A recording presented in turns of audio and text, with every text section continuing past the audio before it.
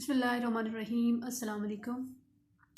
मैं हूँ अक्सा फ़ारूकी और मैं आज आपके सामने एक बहुत ही अहम, इंतहाई नाजुक और बहुत ही बारीक सवाल के जवाब में मौजूद हूँ। एक ऐसा सवाल जो कि अक़लियत के जहन में आता है, अक्सरियत इससे महरूम है, क्योंकि इस सवाल का होना, आपकी ज़िंदगी में इस सवाल का होना इट्सेल्फ अज़मत की एक बहुत बड़ी दलील है। ये सवाल इतना आम नहीं, यही वजह है कि आम इंसान के जहन में ये सवाल नहीं आता, और अगर आ जाए तो याद रखें कि वो इंसान आम नहीं रहता। सवाल ये है कि मुझे इस दुनिया में क्यों भेजा गया, या मेरा इस दुनिया में आने का मकसद क्या है, या वो कौन सी असाइनमेंट है जो बनाकर मुझे इस दुनिया से जाना है। तो जब ये सवाल आपके जहन में आता है तो साथ ही आप इस चीज़ को इमेजिन भी करेंगे, आपके माइंड में एक चीज़ क्लिक होती है कि अल्लाह ताला ने इंसान को अशरफुल मखलूक़ात बनाया। अशरफुल मखलूक़ात यानी कि तमाम तख्लीक़ात से अशरफ, मुशर्रफ बनाने का मकसद क्या है। अल्लाह ताला की 18,000 से ज़ायद अल्लाह ताला ने जहान बनाए, उनमें एक ऐसी तख्लीक, एक ऐसा जहान जिसको अल्लाह ने सबसे आला करार दे दिया, सबको मुशर्रफ, सबसे मुशर्रफ कहा, वो इंसान है। अब जब ये बात जहन में आती है तो अगर कोई किसी को ज़्यादा प्रेफर करता है, किसी पर तरजीह दी जाती है, तो यकीनन उसके पीछे उसकी कोई खसूसियत होती है। तो याद रखें कि अगर अल्लाह इंसान को, इस तख्लीक को दूसरों से प्रियर कह रहा है तो इसका मतलब है कि हमारे इस दुनिया में भेजे जाने का मकसद भी उतना ही बड़ा होगा। तो आइए आज मैं आपसे जो बात करने जा रही हूँ, being a student of Quran, मैंने जो पिछले 6 साल से मैं कुरान को पढ़ रही हूँ तफसीर से, तर्जुमा के साथ, तो जो मैंने अब तक चीज़ सीखी मैं आपको वो बताती चलूँ। मैंने जो भी कुरान से सीखा उसको मैं 3 लफ्ज़ों में जस्ट बयान करूँगी कि कुरान ने अब तक जो बताया ना हमें, वो ये है कि इबादत सिर्फ़ और सिर्फ अल्लाह की, सिर्फ एक अल्लाह की इबादत। फिर बात आती है इताअत की, कि आपने फॉलो किसको करना है, तो वो सिर्फ हमारे नबी हज़रत मोहम्मद मुस्तफ़ा सल्लल्लाहु अलैहि वसल्लम। तीसरे नंबर पे जो चीज़ आती है वो है खिदमत, और वो है मखलूक की। अब याद रखें कि जब इंसान बात करता है, बीइंग अ मुस्लिम, हम मुसलमान हैं, तो हम पहले दोनों चीज़ों को मान लेते हैं। इबादत सिर्फ अल्लाह ही की है, उसके सिवा किसी को इंसान सजदा नहीं कर सकता, किसी के आगे नहीं झुक सकता। दूसरी बात हम करते हैं कि अगर बात आती है इताअत की, तो अल्लाह ताला ने भी फरमाया कि तुम्हारे लिए हुजूर की ज़िंदगी बेहतरीन नमूना है। लेकिन जब ये दोनों चीज़ें एक मुसलमान होने के नाते हम मानते हैं, बिलीव करते हैं, हमारा ये बिलीव है, तो थर्ड फैक्टर जो यहाँ पे है वो ये है खिदमत। खिदमत किसकी है यहाँ पर? खिदमत मखलूक की है। मखलूक की खिदमत, अब ये है इंटर रिलेटेड है हमारा क्वेश्चन आज का और कुरान से, जो मैंने आपके सामने बात रखी, जो कि हमारा मौजू भी ये है, कुरान और आज का इंसान। तो मैं आपके सामने एक चीज़ जो वैलिड रख रही हूँ, कुरान से रख रही हूँ। हम इस पे आज बात करेंगे मखलूक की खिदमत। तो हमारे सवाल के मुताबिक मैं आपको ये बताती चलूँ कि जब बात आएगी मखलूक की खिदमत की, तो अब यहाँ पर हम लोग देखेंगे कि मखलूक की खिदमत हमने कैसे करनी है, मतलब वो क्या वे होगा, क्या तरीका होगा, क्या वो चीज़ हमारे पास है मखलूक की खिदमत करने के लिए, जिसके लिए अल्लाह ताला ने हमें दुनिया में, इस दुनिया में भेजा। तो वो हमने देखना है, आज हम उस पर बात करेंगे। इसके लिए आपको ये देखना होगा कि आपके पास क्या है, कोई चीज़ वाफर मिकदार में आपके पास क्या है जो आप दूसरों को दे सकते हैं, शेयर कर सकते हैं। जैसे अगर तो आप बहुत मालदार हैं, आप उस माल को दूसरों में बांटना शुरू कर दें, तकसीम करना शुरू कर दें, उसे शेयर करना शुरू कर दें। इस तरह से आप सर्विस कर सकते हैं ह्यूमैनिटी की।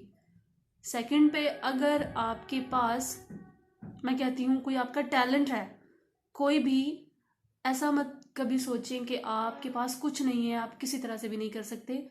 ये बिल्कुल गलत और कहने की मिसकंसेप्शन है हम आम लोगों की।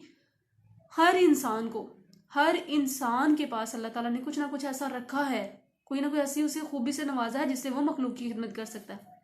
आप खुद को देखें, आपके पास अगर इल्म है बहुत ज़्यादा, आप बहुत क्वालिफाइड हैं, तो आप उस इल्म को यूटिलाइज करें। किसके लिए? इंसानियत की खिदमत के लिए, मखलूक की खिदमत के लिए। आपके अंदर बहुत से हिडन टैलेंट्स होते हैं, लेकिन बात यह है कि उन्हें जाना कैसे जाए। हमारा सबसे बड़ा जो प्रॉब्लम है, जो जो चीज़ हमें इस सवाल से क्या हमारी ज़िंदगी के मकसद से महरूम कर देती है, वो ये है कि हम सारी ज़िंदगी ये नहीं कर पाते। इमाम मालिक फरमाते हैं कि इंसान की 2 पैदाइशें हैं, उसके डेट ऑफ बर्थ कह लें 2 तरह से होती है, दो टाइम्स हैं उसके। कौन से? पहली, जब वो माँ के पेट से जन्म लेता है, और दूसरी पैदाइश उसकी वो है जब वो ये डिस्कवर करता है आया उसके पास ऐसा क्या है, या उसकी ज़ात में ऐसी कौन सी चीज़ है जिसको वो दूसरों के लिए इस्तेमाल करे। वो अपनी ज़ात को कैसे पहचानता है, ये उसकी दूसरी कह लें पैदाइश है, अपनी ज़ात की डिस्कवरी। आपने अपनी ज़ात को एक्सप्लोर करना है, आपने देखना है कि आपके पास वो कौन सी चीज़ है जिससे आप दूसरों के लिए यूटिलाइज कर सकते हैं। अब बात आएगी कि हमें ये पता कैसे चलेगा। तो याद रखिए, पीछे से बात को यहाँ तक लेके आते हैं कि एक डॉक्टर क्या करता है, डिजीज़ को पहले डायग्नोज करता है, उसकी तशखीस करता है बीमारी क्या है, फिर उसके बाद उसका ट्रीटमेंट किया जाता है। तो हम भी इसी तरह से बात करें, हमने सबसे पहले देखा हमारा डिजीज़ हमारी क्या है, अब हमने उसको डायग्नोज करते करते अब उसके ट्रीटमेंट की तरफ आएंगे। ट्रीटमेंट हमारे पास जो आ रहा है वो ये है कि आपको अपनी ज़ात की पहचान के लिए, खुद शनासी के लिए, आपको ऐसे लोगों का साथ चाहिए जो खुद शनास हैं, जिन्होंने अपने आप को पहचाना, जिन्होंने अपनी ज़ात पे मेहनतें की। हज़रत अली ने क्यों फरमाया कि जिसने खुद को पहचान लिया उसी ने अल्लाह को पहचाना। और देखिए अपने आसपास, देखें आपके करीब, आपके इर्द गिर्द, आपके मोहल्ले में, आपके माहौल में, आपके रिश्तेदारों में, अजीज़ दोस्तों में, अहबाब में कोई ना कोई ऐसा इंसान ज़रूर होता है। और ऐसा हो ही नहीं सकता कि कोई ऐसा हो ही ना, ऐसा इंसान मौजूद नहीं। अगर ये लोग आज दुनिया में मौजूद नहीं तो दुनिया का निज़ाम ख़त्म हो जाता। तो ऐसे लोग आज भी मौजूद हैं जिनसे आप ये चीज़ सीखेंगे, जिनसे आपको इस चीज़ का पता चलेगा। आप उनके पास जाएंगे, उनके पास बैठेंगे, सीखेंगे, तो आपको पता चलेगा कि आपका इस दुनिया में आने का मकसद क्या था। वो जिक्र कर करके, अल्लाह का जिक्र करके, नेकियां करके इतना खुद को पाक कर चुके होते हैं कि उनके ऊपर अपनी ज़ात के असरार और कश्फ खुलते हैं। तो अपनी ज़ात को पहचानने के लिए फिर हमें उनके पास जाना होगा। वो हमें बताएंगे कि हम किस किस चीज़ से मामूर हैं, अल्लाह ताला ने हमें किस चीज़ से नवाजा है, वो हमारे हिडन टैलेंट्स को मंजर आम पे लेके आएंगे। अब लेट्स सपोज कि आपने उनके पास जाने के बाद आपने सीखा, आपका ये जो एक चीज़ आई कि मैं ये कहती हूँ, सपोज करें कि मैं ये कहती हूँ कि मैं तिलावत कर सकती हूँ, मैं नात अच्छी पढ़ सकती हूँ, या इसके अलावा मैंने बहुत ज़्यादा इल्म लिया है तो मैं उसको दूसरों तक कन्वे कर सकती हूँ। अल्लाह ने मेरी ज़ुबान में तासीर रखी है, लोग मेरी बात को सुनेंगे, समझेंगे, उसे इम्प्लीमेंट भी करने की कोशिश करेंगे। तो इस वे में अगर ये भी आप नहीं कर सकते तो आपको उनकी सोहबत एटलीस्ट इतना ज़रूर बता देगी कि आया आपके पास कौन सी ऐसी चीज़ है जिसे आप दूसरों के लिए इस्तेमाल कर सकते हैं। तो अगर आप ये सब भी नहीं कर सकते तो आप जिस भी मकाम पे हैं आपके पास कुछ ना कुछ फिर भी है। आप छत पे जाएं, सुबह परिंदों को दाना डाल दें। परिंदे क्या हैं? वो भी अल्लाह ताला की तख्लीक है, मखलूक है, वो खाएंगे, उसका सवाब भी आपको मिलता होगा। उनकी दुआएं आपके हिस्से में, आपके हक में आती रहेंगी।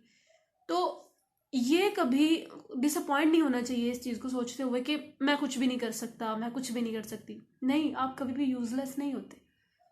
अल्लाह ताला की एक बनाई हुई चूंटी भी यूज़लेस नहीं है, तो आप तो फिर उसकी अशरफुल मखलूक़ात में से हैं, तो आप एक यूज़फुल मैन हैं।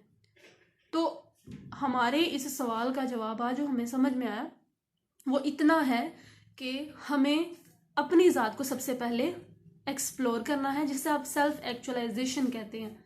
जब आपकी ज़ात के जो राज, जो असरार हैं वो आप पे खुलेंगे, जो अया होंगे खुद शनास लोगों की सोहबत में बैठते हुए, जिन्होंने खुद को पहचाना, तो फिर आपको पता चलेगा आप किस लिए इस दुनिया में भेजे गए। फिर आपने उस काम को करना स्टार्ट करना है और इस तरह से आपने मखलूक की खिदमत करनी है। अल्लामा इकबाल ने भी तो ये बात कही है, लोग वही जहाँ में अच्छे आते हैं जो काम दूसरों के। तो अल्लाह ताला से दुआ है अल्लाह हमें समझने की तौफीक अता फरमाए। जज़ाकल्लाह खैर।